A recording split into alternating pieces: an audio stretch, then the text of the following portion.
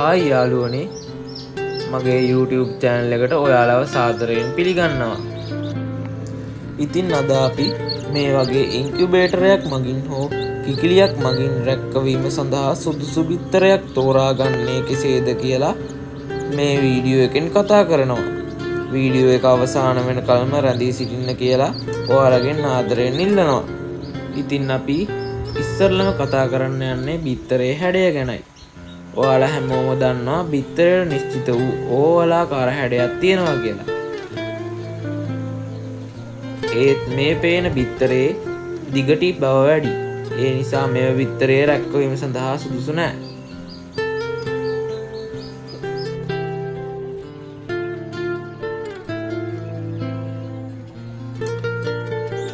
මේ පෙනෙන බිත්තරය නිශ්චිත වූ ඕවලාකාර හැඩයකින් යුක්තයි.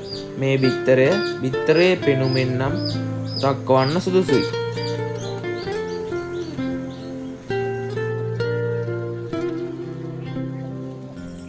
මුලින්ම හොඳ පැටවු ලබා ගන්න නම් සෞඛ්‍ය සම්පන්න සතුන්ගෙන් බිත්තර ලබා ගන්න එක වැදගත්. සතුන්ට හොඳ ආහාර, පිරිසිදු වතුර සහ හොඳ පරිසරයක් තියෙන්න ඕන.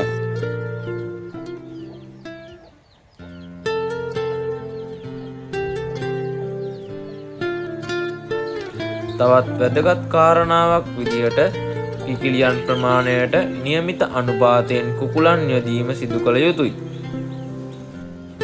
අවම වශයෙන් කිකිලියන් 8කට එක් කුකුලෙකුවත් දැමීම සිදු කළ යුතුයි.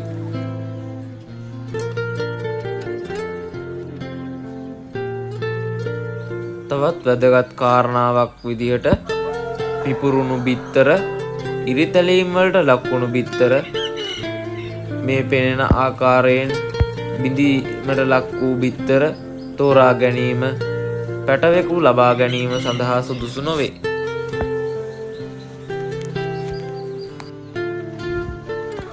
ඒ වගේම කුකුලන්ගේ මල අපද්‍රව්‍ය තැවරුණු බිත්තර තෝරා ගැනීම සුදුසු නොවේ.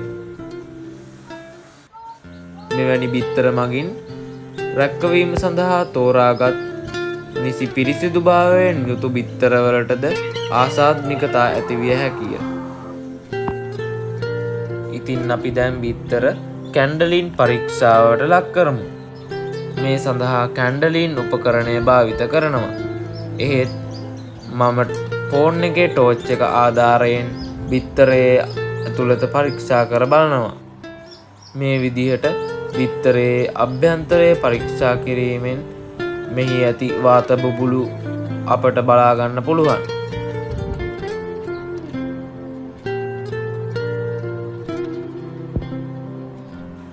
මේ පෙනෙන්නේ ආලෝකය බිත්තරය සඳහා යොමු කළ විට බිත්තරයෙහි ඇති වාත බුබුලු අපට දිස්වෙන ආකාරයයි. මෙවැනි බිත්තර රැක්කවීම සඳහා සුදුසු නොවේ.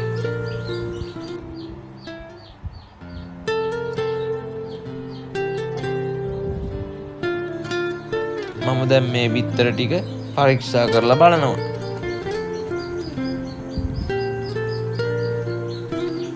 මේ බිත්තරේත් ඔයාලට පේනවා වාත බුබුලු ගොඩක් තියෙනවා. මේ බිත්තරයත් රැක්කවා ගන්න සුදුසු නෑ.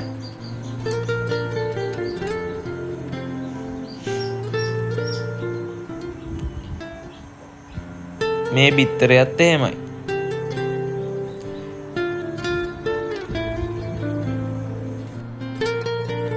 ඉතින් මේ බිත්තරේ ඔයාලට කිසිම වාත බුබුලක් දිස් වෙන්නේ නැහැ.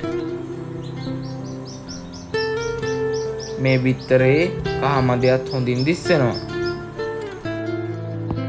මම ඔයාලට පෙන්වන්න ඕන නිසා රක්කවා ගැනීම සඳහා සුදුසු බිත්තර දෙකකුත් රක්කවා ගැනීමට නොසුදුසු බිත්තර 3කුත් යොදාගත්තා. රක්කවා ගැනීම සඳහා සුදුසු බිත්තරයක් තෝරා ගැනීමේදී බිත්තරයෙහි වයසද වැදගත් වෙනවා. බිත්තරය සතියකට අඩු බිත්තරයක්වත් වෙන්න ඕන. මම මේ දින සටහන් කරලා තියෙන්නේ ඔයාලට පෙන්වන්න. ඉතින් අද මගේ ඉන්කියුබේටරෙහි බිත්තර බිඳීමක් සිදු වෙනවා. මගේ මැෂින් එකේ බිත්තර ඔක්කොගෙම පැටව බිහි වුණාට පස්සේ මම ඔයාලට බිත්තර ඉන්කියුබේටරයකට තබන ආකාරය පිළිබඳ වීඩියෝ එකක් ගේන්නම්. ඉතින් අපි මේ විදිහට තමයි රක්කවන්න සුදුසු බිත්තරයක් තෝරාගන්නේ. අද වීඩියෝ එක හොඳයි නම් මගේ channel එක subscribe කරන්න.